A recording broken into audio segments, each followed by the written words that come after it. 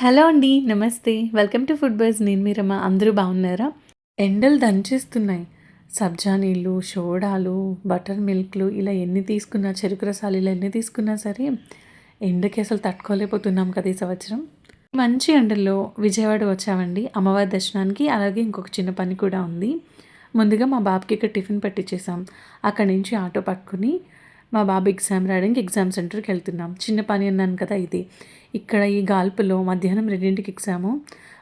Parents ఎండ కొండ లేకుండా చెట్ల కింద పుట్ల కింద పిల్లల్ని తీసుకుని ఎలా పడితే అలా కూర్చొని వాళ్ళ టైం వచ్చేంత వరకు వెయిట్ చేస్తున్నారండి. ఫ్రూట్స్ని వెజిటబుల్స్ని ఎర్లీ మార్నింగే స్టార్ట్ అయ్యాం కాబట్టి హైదరాబాద్ నుంచి కట్ చేసుకుని బాక్స్లో పెట్టుకొని తీసుకొచ్చాను. మార్నింగ్ బ్రేక్ఫాస్ట్గా ఇదే తీసుకుంటున్నాము, ఎందుకంటే టెంపుల్కి వెళ్ళాలి. బాబు ఎగ్జామ్ రాయడానికి వెళ్ళాడు. ఈ గ్యాప్లో ముందు పానకాల నరసింహస్వామి దర్శించుకోవడానికి మంగళగిరి వచ్చాము. మేము వచ్చేటప్పటికి 4 అయిపోయింది. మార్నింగ్ 7 నుంచి 4 వరకే కొండపైన దర్శనం ఉంటుంది. మాకు ఐడియా ఉందండి, చాలాసార్లు వచ్చాము. అయితే కింద గుళ్ళో దర్శనం చేసుకుందాం కదా అని కింద దర్శనం చేసుకున్నాము. అసలు గోపురాలు అయితే ఈ గోపురం చూస్తే తమిళనాడులో గోపురాలు ఉంటాయి కదండి, పెద్ద పెద్ద గోపురాలు.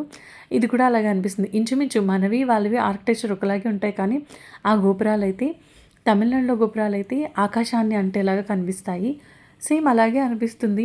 ఇక్కడికి ఎప్పుడొచ్చినా చూసినప్పుడు గోపురాలు చాలా పెద్ద పెద్దగా ఉంటాయి. మంగళగిరి తెలియని వాళ్ళు ఉండరు. మంగళగిరి దర్శనాలు చాలామంది చాలాసార్లు చేసుకుని ఉండొచ్చు. ఎప్పుడైనా ఎవరైనా మిస్ చేసి ఉంటే మాత్రం అసలు మిస్ చేయకుండా వెళ్ళండి. మనసుకు చాలా ప్రశాంతంగా ఉంటుంది. మన నెగిటివ్ ఎనర్జీ అంతా భగవంతుడు తీసి డస్ట్బిన్లో పడేసి పంపించినట్టు అనిపిస్తుంది. అందులోకి మేము వెళ్ళిన రోజున హనుమాన్ జయంతి ఏమో ఇంకా చాలా డబుల్ పవర్ఫుల్గా అనిపించింది. అలాగే హనుమాన్ దర్శనం కూడా జరిగిందండి. దారిలో హనుమంతుడి గుడి ఒకటి కనిపిస్తే అక్కడ కూడా దర్శనం చేసుకున్నాము. ఫస్ట్ హనుమాన్ దర్శనం తర్వాతే ఇక్కడ మాకు నరసింహస్వామి దర్శనం జరిగింది. దాని తర్వాత నేను ఫ్రీ బస్ ఎక్కడం ఇదే ఫస్ట్ టైం అండి. చాలా ఎక్సైటింగ్గా అనిపించింది. అలా ఏమనాలో తెలియదు, కానీ నెక్స్ట్ విజయవాడ అమ్మవారి గుడికి. అమ్మవారిని చూసి 3 ఏళ్ళు అయిపోతుంది. అసలు మనసంతా పులకించిపోయింది. చిన్న పాపలాగా ఎంత ముద్దుగా ఉంటారో కనకదుర్గ అమ్మవారు. 3-4 ఇయర్స్ బ్యాక్ వచ్చినప్పుడు మెట్లెక్కి లేదంటే బస్కి వచ్చేవాళ్ళం. ఫస్ట్ టైం అండి.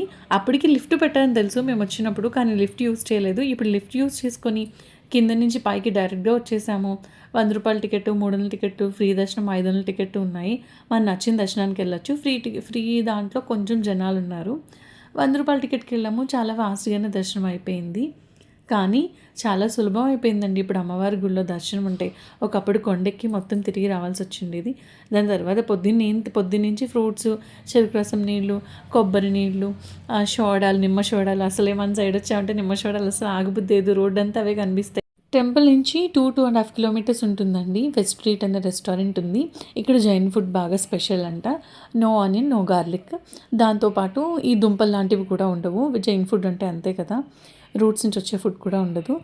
ఇలా ఫుడ్ చాలా బాగుంది. ఇది వచ్చేసి ఫస్ట్ ఐటెం వచ్చేసి స్టార్టర్స్ చెప్పాం. Sizzling veg manchurian, Apollo paneer 2 బాగున్నాయి. దాంతోపాటు స్పెషల్ ఫ్రైడ్ రైస్ అంట, ఇది కూడా బాగుంది.